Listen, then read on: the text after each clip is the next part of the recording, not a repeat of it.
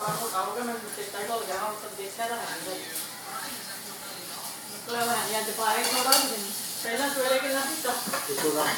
water of life.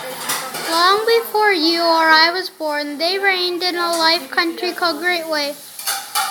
Of a king who had 3 sons. The king once fell very ill, so ill that nobody thought he could live. His sons were very much grieved at their father's sickness, and as they walked together very mournfully in the garden of the palace, an old man met them and asked what was the matter. They told him that their father was very ill and that they were afraid nothing could save him. I know what would save the little old man. It was water of life. If he could have a draught of it, he would be well again. But it was very hard to get. Then the eldest son said, I will soon find it. And he went to the sick king and begged that he might go in search of the water of life. As it was the only thing that could save him, no, the king, I had rather die than place you in such great danger. As you must see me within your journey. But he begged so hard that the king let him go, and the prince thought to himself, if I bring my father this water, he will make me sold there into his kingdom. Then he set out, and when he had gone on, he was some time he had to a deep valley, overhung with the rocks and woods. And as he looked around, he saw standing above him on one of the rocks a little ugly dwarf with a sugar-loaf cap and a scarlet cloak. And the dwarf called to him and said, Prince, whither so fast? What is it that you ugly imp?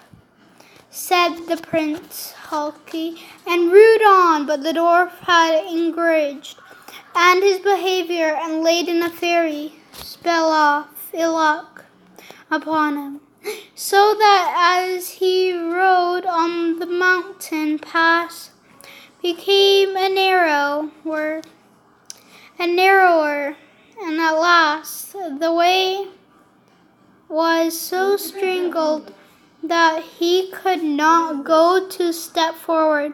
And when he was to have turned his horse around and go back the way he came, he heard a loud laugh ringing around him, and found that the path was so close behind him, so that he was shut in all around. He next tried to get off his horse and make his way on foot, but again the laughing rang in his ears, and he found himself unable to move a step, and thus was forced to subside bold. Meantime the old king was anchored on the daily hope of his son's return, till at last the second son said, Father, I go in search of the water of life. For he thought to himself, my brother is surely dead, and the kingdom will fall to me. If I find the water, the king was at first very unwilling to let him go, but at the yielded to his wish, So he set out following the same road which his brother had done, and met with the same elf, who stopped him at the same spot in the mountain, saying as before, Prince, why they're so fast? Mind your own affairs. Busybody, said the prince, so scornfully, and rode on.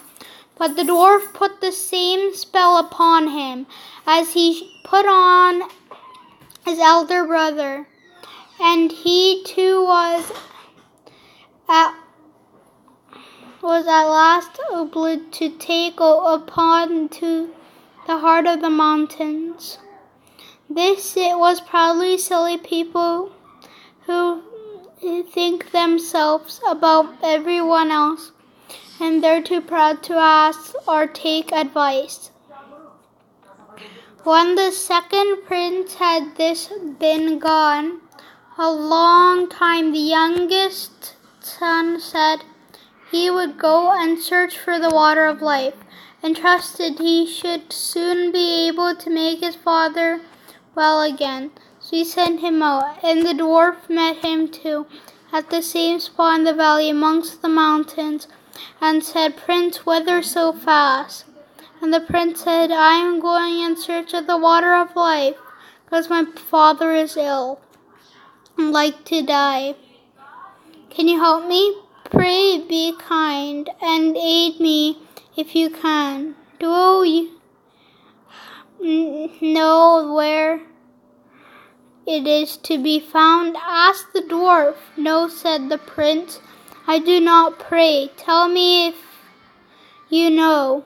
Then, as you have spoken to me kindly and are wise enough to seek for advice, I will tell you how and where to go. The water you seek springs from a well in ancient castle, and that you may be able to reach it in safety, I'll give you an iron wad and 2 loaves of bread. Strike the iron door in the castle 3 times with the wand, and open. 2 hungry lions will be laying down inside, gaping for their